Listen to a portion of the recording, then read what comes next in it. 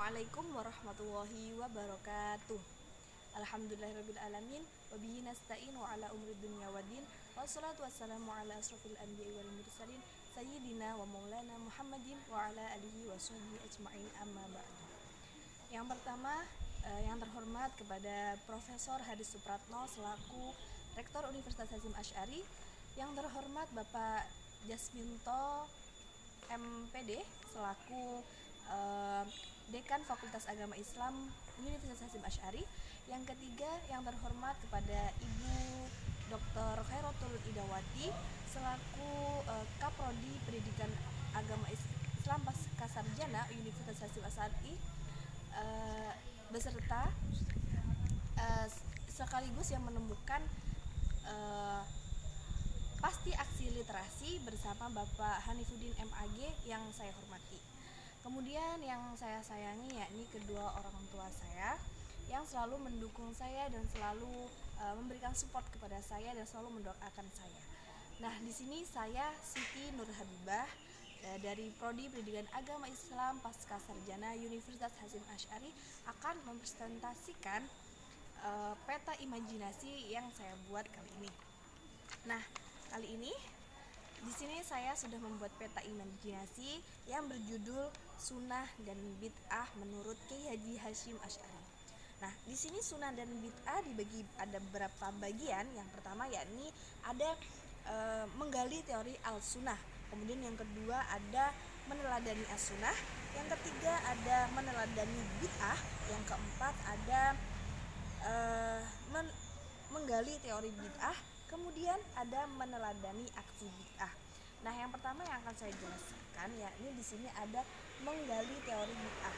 Di sini menggali teori bid'ah ada dua bagian. Yang pertama yakni definisi, kemudian yang kedua ada jenis-jenisnya. Di sini definisi, menurut ada beberapa definisi dari sunnah. Yang pertama ada ahli hadis, yakni definisi di sini adalah segala suatu perbuatan, segala sesuatu yang berasal dari Nabi, entah itu dari perbuatan, perkataan, ataupun tindakan dari Nabi Rasulullah SAW. Kemudian yang kedua yakni dari ahli usul fiqh, yang dimana segala perbuatan dari Nabi yang disandarkan kepada Nabi, tetapi dari selain Al-Quran, seperti itu. Kemudian yang ketiga yakni dari ahli fiqh, yang dimana segala sesuatu dari Nabi ini yang bukan perkara wajib. Jadi apabila dikerjakan mendapatkan pahala, apabila ditinggalkan tidak mendapatkan dosa. Kemudian ada bagian-bagian menggali teori al-sunnah. Yang pertama yakni sunnah qauliyah, di mana sunnah ini yakni sunnah ini adalah sebab dari berbagai tujuan dan sebab-sebab, seperti itu. Kemudian yang kedua ada sunnah fi'liyah, yang dimana diberikan dari Nabi, diberikan kepada kita oleh para sahabat. Kemudian yang ketiga adalah sunnah takribiyah, yang dimana sunnah ini dilakukan oleh para sahabat. Kemudian selanjutnya di sini ada meneladani as-sunnah. Yang pertama ada rasul, yang yakni artinya adalah ucapan dan sikapnya itu pasti atau benar.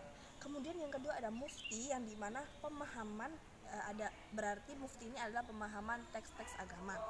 Kemudian selanjutnya ada hakim, dimana artinya adalah ketetapan hukumnya pasti benar. Kemudian yang keempat ada pemimpin masyarakat, yang dimana Nabi ini, Rasul ini, surah-surah ini bisa menyesuaikan dengan kondisi masyarakat tertentu, seperti itu. Kemudian yang terakhir ada pribadi. Nah, di pribadi ini ada dua bagian. Yang pertama yakni kehusukan yang tidak boleh atau tidak harus diteladani, seperti itu. Kemudian yang kedua dari pribadi ini ada sebagai manusia pastinya punya selera masing-masing, seperti itu. Kemudian yang ketiga ada meneladani bid'ah. Yang pertama ada bid'ah yang jelas, yakni bid'ah tanpa dilandasi dengan dalil-dalil. Kemudian yang kedua ada bid'ah yang disandarkan, di mana di sini diartikan disandarkannya itu disandarkan dalil yang seandainya dapat diterima itu tidak sah lagi. Kemudian yang terakhir ada bid'ah yang diperselisihkan, di mana di sini bid'ah ini berpijak pada dua dalil ataupun dari dua dalil tersebut saling tarik menarik, seperti itu. Kemudian yang keempat yakni ada menggali teori bid'ah. Di sini ada hadis yang ada salah satu hadis di situ yang menjelaskan tentang bid'ah, tapi di sini para ulama itu memperselisihkan dari kata kulunya itu tadi. Jadi ada beberapa ulama yang menafsirkan kulu ini adalah seluruh, dan ada yang menafsirkan kulu ini adalah sebagian besar. Oke. Yang terakhir di sini ada meneladani aksi bid'ah. Yang ada beberapa aksi bid'ah di sini. Yang pertama ada bid'ah sunnah, bid'ah haram, bid'ah wajib, bid'ah makruh, dan bid'ah mubah. Seperti itulah presentasi petok imajinasi dari saya. Kurang lebihnya mohon maaf. Assalamualaikum warahmatullahi wabarakatuh.